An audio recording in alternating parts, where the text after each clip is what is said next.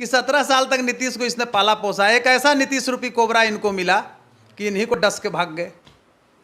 एक नीतीश कुमार रूपी ऐसा कोबरा जो भाजपा ने दूध पिलाई और भाजपा को ही डस के भाग गए। अब डसने गए हैं लालू जी को, देखिएगा लालू जी को भी डसेंगे। लेकिन इस बार लगता है कि नीतीश जी, जनता भी कह रही है बहुत नाच नचायो, नीतीश जी कह रहे हैं कि मैया है मोहे मैं नहीं माखन खायो। तो अब जनता कह रही है बिहार की कि नीतीश जी है मोहे बहुत नाच नचायो। अबर फंस गए हैं भंवर जाल में। नमस्कार, आप देख रहे हैं अमृत वर्षा न्यूज। आपका स्वागत है। गया स्नातक निर्वाचन क्षेत्र से बिहार विधान परिषद का चुनाव लड़ने जा रहे हैं nation first democratic party NFDP के राष्ट्रीय अध्यक्ष और पटना उच्च न्यायालय के PIL expert doctor Kaushalendra Narayan. Doctor Kaushalendra Narayan Gaya स्नातक क्षेत्र से चुनाव लड़ने जा रहे हैं। फिलहाल वहां से बिहार विधान परिषद के पूर्व सभापति अवधेश नारायण सिंह जीतते आ रहे हैं। काफ़ी टर्म से वे जीत चुके हैं। और डॉक्टर कौशलेंद्र नारायण पटना उच्च न्यायालय के प्रैक्टिशनर एडवोकेट हैं और उन्होंने कई चर्चित PIL दायर किया है पटना उच्च न्यायालय में। BPSC प्रश्न पत्र लीक मामले को इन्होंने पटना उच्च न्यायालय में उठाया था, जिसके बाद BPSC मामले में इतनी कार्रवाइयाँ हुई। इतना ही नहीं, पप्पू देव के फर्जी इनकाउंटर मामले को भी पटना उच्च न्यायालय में बतौर PIL ये दायर कर चुके हैं, जहां मामले की सुनवाई भी हो रही है। हमारे साथ मौजूद हैं NFDP के राष्ट्रीय अध्यक्ष डॉक्टर कौशलेंद्र नारायण। आइए इनसे इनकी चुनाव तथा भविष्य के रणनीति के बारे में बात करते हैं। कौशलेंद्र नारायण जी, गया स्नातक निर्वाचन क्षेत्र से आप विधान परिषद का चुनाव लड़ने जा रहे हैं, क्या प्राथमिकताएं हैं इस चुनाव को लेकर? सर्वप्रथम तो आपके प्रति और आपके चैनल अमृत वर्षा के प्रति मैं आभार प्रकट करता हूं, शुक्रिया अदा करता हूं कि आपने मेरी बातों को आम जनमानस के बीच ले जाने का शुभारंभ किया। तो हमारी प्राथमिकता है, मैं खुल के आपसे बोल रहा हूं कि स्नातक जो दिग्भ्रमित हो गए हैं, शिक्षा का जो रूप होता है उसमें मुख्य धारा में वो नहीं जा रहे हैं, उनको जोड़ना। बिहार में स्नातक निर्वाचन क्षेत्रों से जो चुनकर आते हैं जनप्रतिनिधि, मैं किसी का नाम लेना नहीं चाहूँगा, लेकिन बिहार में जो भयावह बेरोजगारी है और विशेष तौर पर स्नातक उत्तीर्ण लोगों के सामने जो बेरोजगारी का संकट खड़ा है, क्योंकि वे मजदूरी करने भी नहीं जा सकते हैं।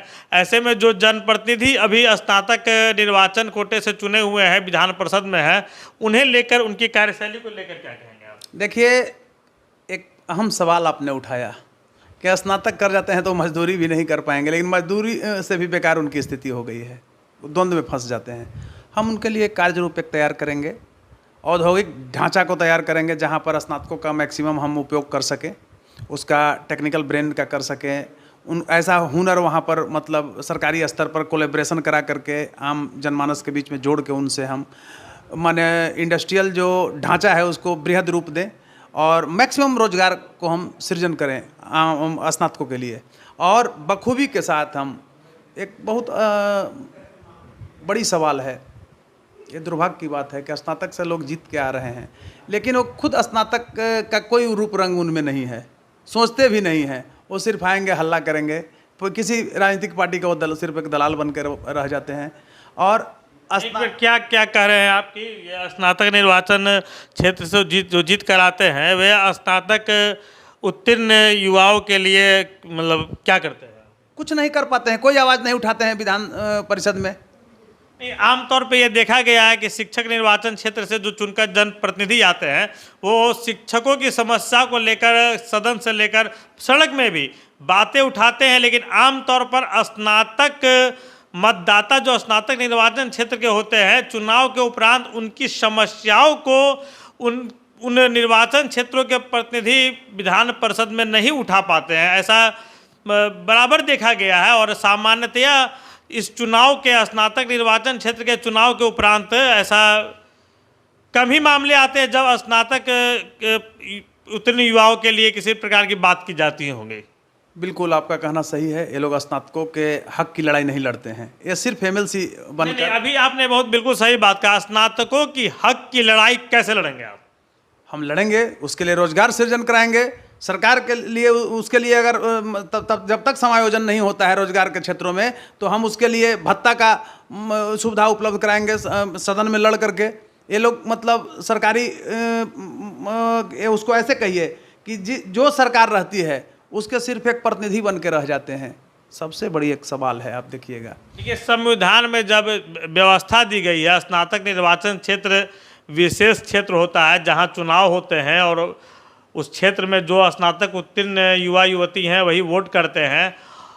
और ख़ास बात है कि इसके बाद उन स्नातक पास लोगों के लिए क्या करते हैं स्नातक निर्वाचन क्षेत्र से जीते हुए जनप्रतिनिधि, ये वे स्नातक पास मतदाता भी नहीं जान पाते हैं। और स्नातक पास मतदाता का सच्चाई मैं बता रहा हूँ, वो ये भी नहीं जानते हैं कि हमारा स्नातक से प्रतिनिधि कौन है, एमएलसी कौन है, नहीं जान पाते हैं। क्योंकि इसका जो मेंबरशिप जब चलता है तो चुपके ये लोग कराते थे। इस बार हमारे आने से सक्रियता बढ़ गई है, हम मैक्सिमम सदस्य जोड़ रहे हैं। हमारा 8 जिला मगध गया स्नातक निर्वाचन क्षेत्र में 8 जिले हैं। हम 8 जिले में हर एक कोई लड़ नहीं सकता है, और हम जा रहे हैं तो मास का डोमिनेशन है हमारे साथ। बीपीएससी में जो घोटाले को मैं उजागर किया हूँ, इतने स्टूडेंट हैं, उसके बल पर हम जा रहे हैं। हमारा हर जाति धर्म से लोग ऊपर हट करके प्रेशर, आप विश्वास नहीं कीजिएगा, 12 बजे, 11:30 बजे रात तक मैं फ़ोन पर बिजी रहता हूँ। लोग फ़ोन कर रहे हैं कि आपके आने से एक अलग मतलब यहाँ पर बीपीएससी मामले पे आप पीआईएल किए थे, उसकी सुनवाई हुई। बीपीएससी के प्रश्न पत्र लीक मामले में सरकार ने जो कार्रवाई की, क्या वह कार्रवाई संतोषजनक मानी? एकदम नहीं संतोषजनक है। देख रहे हैं कि वो रीट पर सरकार जब सक्रिय हुई, रीट के बाद ईओयू ने भेज दिया रंजीत रजक को गिरफ्तार करके डीएसपी को। 60 दिन में ही सरकार मतलब ईओयू चार्जशीट नहीं दाखिल की, वहाँ बेल मिल गया उसको। क्या कारण हो सकता है चार्जशीट नहीं? सब फंसा हुआ है, निकालना है, घोटाला को पी जाना है। ये तो जंगल राज और महाजंगल राज दोनों एक हो गए हैं, तो कैसे अब लड़ाई होगी भाई, बताइए। अपोजिशन कोई यहाँ अब है नहीं, कोई अपोजिशन नहीं है। अब भाजपा के साथ भी एक संशय हो गया है। संशय ये हो गया है कि 17 साल तक नीतीश को इसने पाला पोसा, एक ऐसा नीतीश रूपी कोबरा इनको मिला कि इन्हीं को डस के भाग गए। एक नीतीश कुमार रूपी ऐसा कोबरा जो भाजपा ने दूध पिलाई और भाजपा को ही डस के भाग गए। अब डसने गए हैं लालू जी को, देखिएगा लालू जी को भी डसेंगे। लेकिन इस बार लगता है कि नीतीश जी, जनता भी कह रही है बहुत नाच नचायो। नीतीश जी कह रहे हैं कि मैया है मोहे मैं नहीं माखन खायो। तो अब जनता कह रही है बिहार की कि नीतीश जी है मोहे बहुत नाच नचायो। अबर फंस गए हैं भंवर जाल में। एक प्रश्न है कि विधान परिषद के चुनाव बहुत खर्चीले माने जाते हैं, और आमतौर पर जो धन बल से संपन्न होते हैं वही इस चुनाव में उतरते हैं। ऐसे में आपकी पार्टी भी नहीं है, आप भी पहली बार लड़ने जा रहे हैं।